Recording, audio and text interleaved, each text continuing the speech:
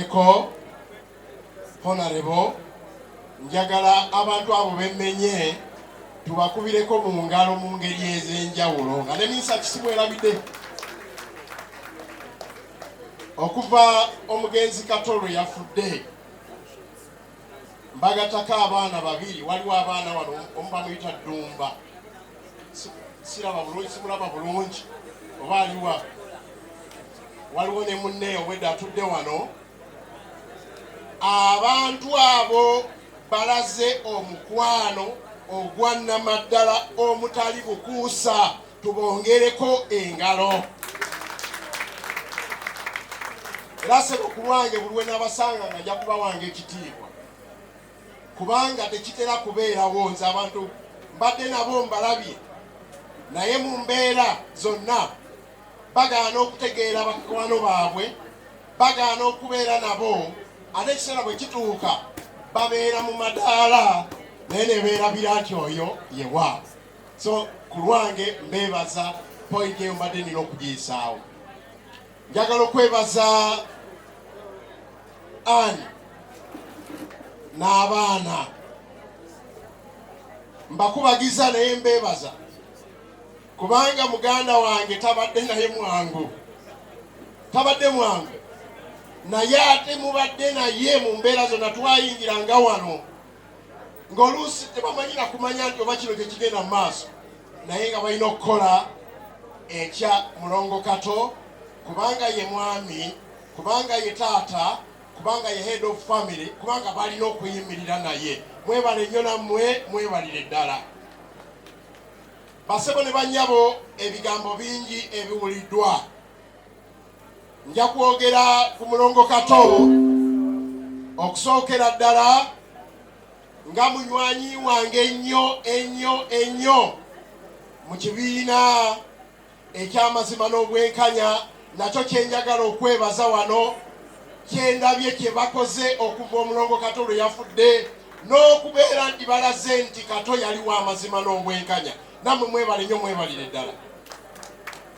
Nasisinkana Kato mu ngeri ey'omuggundu, okusooka mu kalulu ka Muzeeyi Pawulo Kawanga Ssemwogerere. Abamu nga bamulowooza nti yali eno wa art n'ebiyiyizibwa abalabi bayita ebyakatemba. Naye Kato yabeeranga mabega ku Muzeeyi Ssemwogerere nga yagamba mukole kino, mukole kiri, mukole bwe muti, nga toyinza kulowooza nti omuntu ali mu art n'ebiyiyizibwa yalowooza ku kufuna obwa pulezidenti bw'eggwanga. Omulongo Kato njagala okwebaza ku ekyo. Naddamu okusisinkana nga nvudde e Bungereza, yanoonya nampita n'aŋŋamba gwe mukaaku, ebya Hawaii ebya sayansi ebyaki ebyo mwe mubisobola, naye njagala tukwatagane ne ba Abe Mukiibi gye bali, bo tebakeenya nnyo na bino byabufuzi, naye bajja kutuwagira mu mbeera zonna. Njagala tukwatagane tulabe nti endowooza y'amazima n'obwenkanya n'okununula eggwanga bitojjera. Naddamu okumusisinkana nga tukola ne mwami Lukwago, DP eguddemu nabe, tugenda okukola kye bayita TJ. Kato ataali memba wa parliament yagenda n'anoonya Basebuli Bamutumba eyali chief whip, eyali whip wa DP, n'anoonya bahonorable bonna balulume n'abalala, n'abagamba muveeyo, Maxence y'ononjulira kubanga oli wano, n'abalala bali wano. N'agenda ng'ava ku kaliisoliiso kwe yali abantu basinga okumumanyira, n'agamba tulina okukola kye bayita DP esimbudde.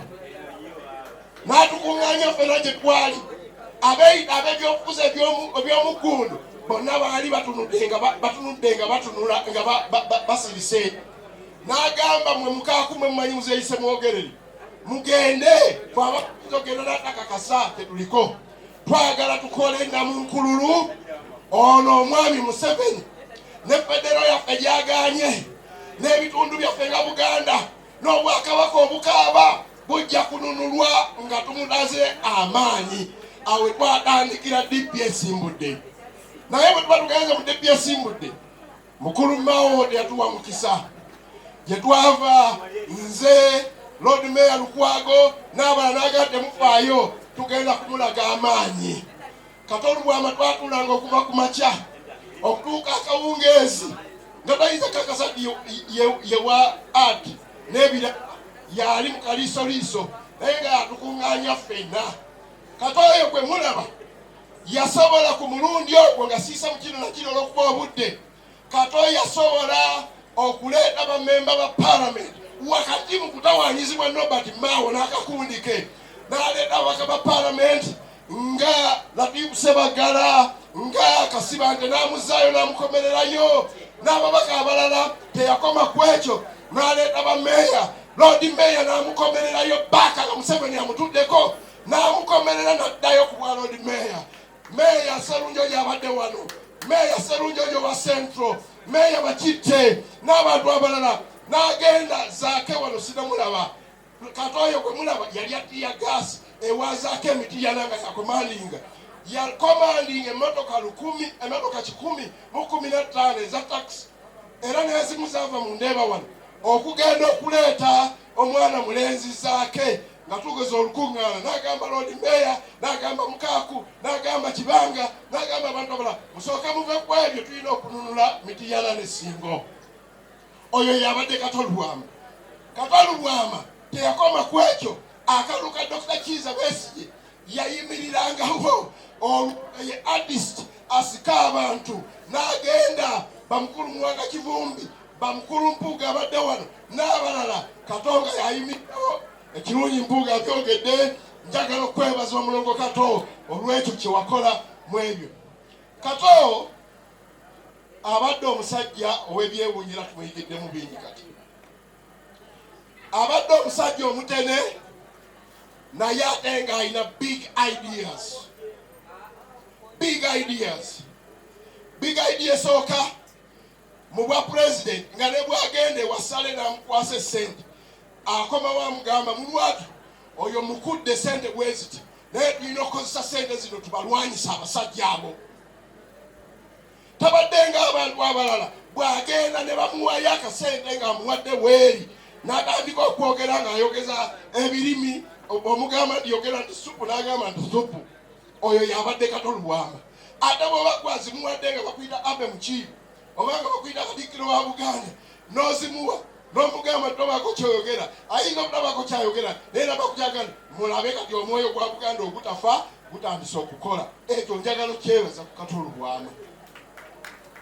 Njagala okyebaza Kato Lubwama oyo gwe mulaba nali sirabanga member wa parliament agenze mu parliament mu ngeri ye gyagenda kulaba mu mpengene eryeko naye nagangenda kukola TV batuganye ku ma-TV amalala nange ngenda kukola TV abakatemba aba music kwe bagenda okubeera n'abebyobufuzi abatasobola kwogerera ku TV ndala. Yakunga abavubuka nga mulaba Bankoba za Mbogo, Basolida, Bamuwesi, Bani bagende bakole ku TV eyo. Government yamulemesa bulemesa, but it was a big idea mu muntu gwolabanga muntu wa bulijjo. Basebo ne banyabo Kato mu communication ne kalisoliso we yaleta katemba n'anyumira abantu mu program ya kalisoliso nga wali omukulu ono ne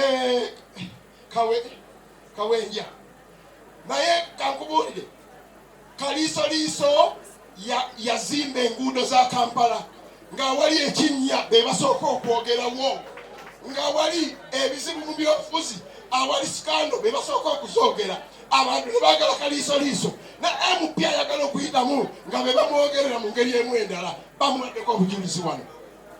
Kato yalina big ideas. Okumanya yalina big ideas yabadde ayagala okuzimba mwe kye muyita Las Vegas Film City naye abadde atandise ogikolerera. Oyo ye Kato Lubwama naye nga kyalina n'amwatulira wadde abadde wa mazima naki na bwenkanya bwe yaleeta mu kalisoliso n'akuba abantu abatakola buvunaanyizibwa bwabwe. Bw'abadde aleeta mu katemba n'akuba abantu abatalina buvunaanyizibwa bwabwe. Bw'abadde alina mu byobufuzi n'akuba abantu abatadde na buvunaanyizibwa. N'agenda ewa leader of opposition n'amugamba nti gwe laba bino biragajjalidde bikole nze wadde sisobola kubikola. Oyo yabadde Kato Lubwama. Basabo ne bannyabo abavubuka tubeereko ekyokuyiga nga mumaliriza. Osobola okubeera ng'oli mutene. osobola okubeera nga gye wazaalibwa si balangira, osobola okubeera nga toyina ssente. Kato Lubwama ng'olusi tufuluma wano nga talina nusule munene agamba katugende nga bwe yagenze era mu bulwadde bwe ng'agenda ettaka yagenze ne miliyoni 2 naye n'agamba bwe tunatuukaeyo tujja kubira abantu amasimu mpozi omumwa gusibe. Bamaliriza ng'afunye miliyoni 400 nimbye omwana Conrad nimbye miliyoni 400 ekitandisobose ku muntu omulala, naye abadde alina wiil nti bw'aba atadde amaanyi ge mu kintu kijja kubeerera nekikola ki nekibeera. Kato Lubwama yali musajja atalina background yeyagaza. Yababuulidde wano nze yaŋŋamba nti nali ku Martin Road naye ku Martin Road yaawo nga ffe tuli bayaayi ate nga teyekweka naye twabbanga n'obutaala ku mmotoka ng'ali that open, naye ate nga yeetonda mu mbeera eyo n'agamba ekyo tekyali kituufu. Naye gye yava omusajja oyo n'afuuka MP, n'afuuka omukulu omunene mu art, n'afuuka omukulu omunene mu communications, abadde kati ayagala kufuuka muntu munene akola abantu ne president agenda okuddako.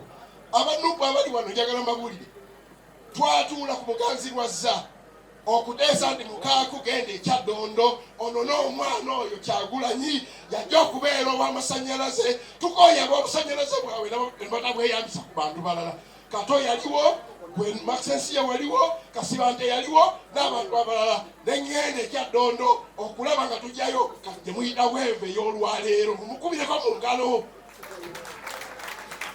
Kuba ebyo abantu abanimanyi nawulira wano wabadde bw'abantu abamu abantu mumanye foundation y'amaanyi g'ekisinde kye bayita ekya people power ne nuupu okuzaalibwa kata agirinako stampu ye. Ebyo nze mbyogera mukaafu. So bw'obanga obadde omunenya manya nti alina by'abadde akola ku byotakola ki byotalaba. Naye eyo bw'ava yagamba wano mumpeŋŋende ndyeko.